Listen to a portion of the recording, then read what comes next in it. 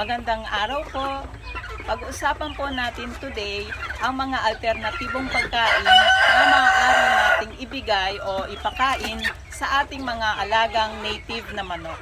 Matagal ko na po itong pinapakain sa aking mga native na manok dahil may taglay po itong sustansya na magdudulot ng malusog na katawan sa ating mga alagang manok. Pwede po itong gawin na alternatibong pagkain sa mga alaga natin, lalo na't mahal ang commercial feeds ngayon. Ito pong video na ito ay pagpapatuloy ko sa nauna kong video na tungkol sa masustansyang pagkain para sa native na manok. Disclaimer lang po, ang mga kaalaman na ibabahagi ko ay base lamang sa aking personal na experience at research sa pag-aalaga ng native na manok. Kaya tara po, alamin na po natin ang mga pagkain ito. Dahon ng mulberry. Ang dahon ng mulberry ay magandang alternatibong pagkain sa manok dahil mayaman ito sa protina para sa mabilis na paglaki ng manok at nakakatulong din ito sa production performance ng ating mga manok. Tinatadtad ko ito at hinahalo sa pagkain ng manok.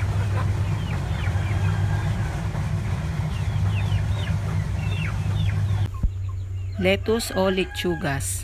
Ang lettuce ay mayaman sa fiber na tumutulong sa pagsuporta sa panunaw at kalusugan ng bituka ng ating mga alagang manok. Ito ay isa sa pinakamasustansyang gulay sa mga manok. Inahalo ko rin ito sa kanilang pagkain.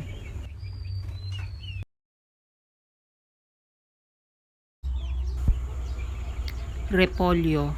Mayroon ding mga essential vitamins ang repolyo gaya ng vitamin K, vitamin C at vitamin B6 at minerals katulad ng manganese at potassium na tumutulong sa kabuuang kalusugan at sigla ng mga manok.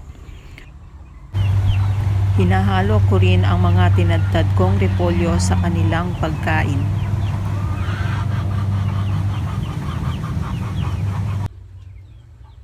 Pechay bagyo or Chinese cabbage. Katulad ng repolyo, ang pechay bagyo ay tumutulong sa kabuuang kalusugan at sigla ng mga manok.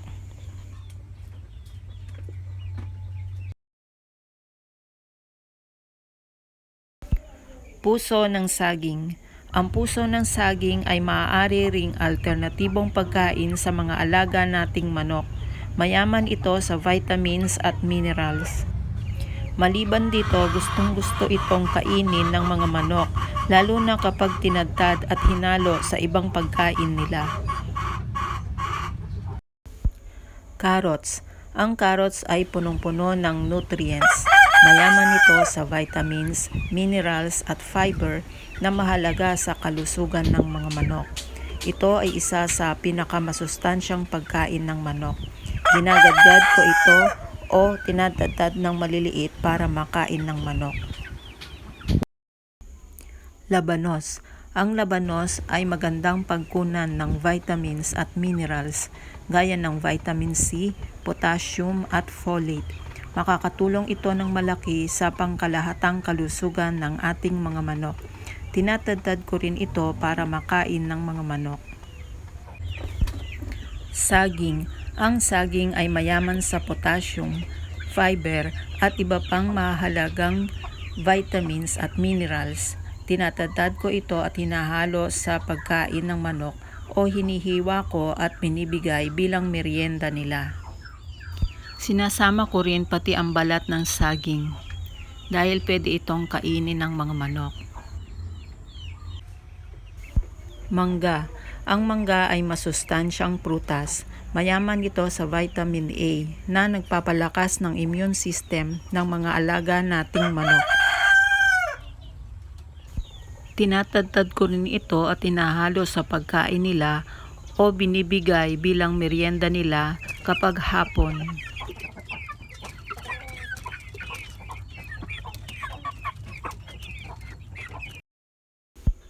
Pakwan. Ang pakwan ay mataas ang water content. kaya't pinapanatili nitong hydrated ang mga manok lalo na kapag tag-araw.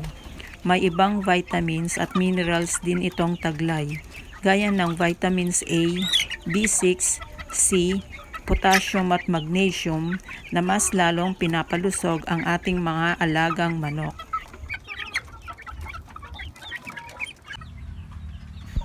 Balat ng itlog. Ang balat ng itlog ay mataas ang calcium content. Mahalaga ito sa mga inahin, lalo na yung mga kasalukuyang nangingitlog. Mahalaga rin ito sa iba nating mga alagang manok dahil pinapatibay nito ang kanilang mga buto. Bago ko ipakain ito sa mga manok, nililinis ko muna ito at pinapatuyo. Pagkatapos, dinudurog ko ito ng pino at hinahalo sa kanilang pagkain.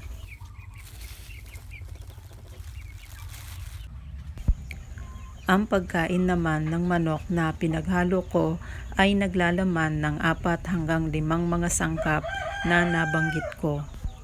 Katulad halimbawa, may dahon ng mulberry, may lettuce, repolyo, puso ng saging at carrots. Tinitiyak ko na may protina, fiber at iba pang mahalagang vitamins at minerals ang kanilang pagkain.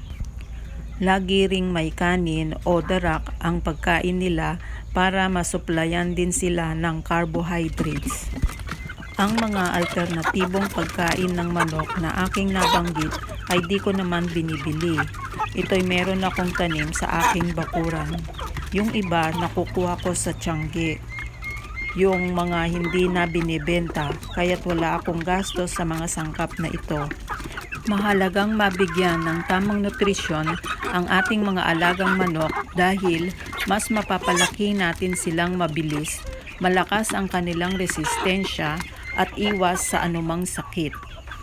Di naman kailangan gumastos ng malaki para sa pagkain ng mga alaga nating manok kung meron naman tayong makukuha sa ating paligid or sa ating bakuran ay bakit hindi?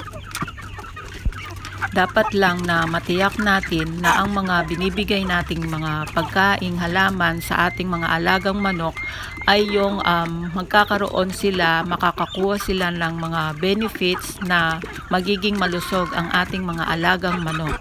Kapag naman nabigay natin ang mga masustansyang pagkain para sa mga alaga nating manok, makakapag-produce tayo ng malusog at masustansyang manok na maaari nating kainin o ipagbili para naman tayo ay kumita. So, yun po ang mga masustansyang pagkain para sa ating mga alagang native na manok na pwedeng gawing alternatibo kung kulang ang budget natin sa commercial feeds na binibigay natin sa ating mga alagang manok. Sana'y nagustuhan nyo po itong video ko.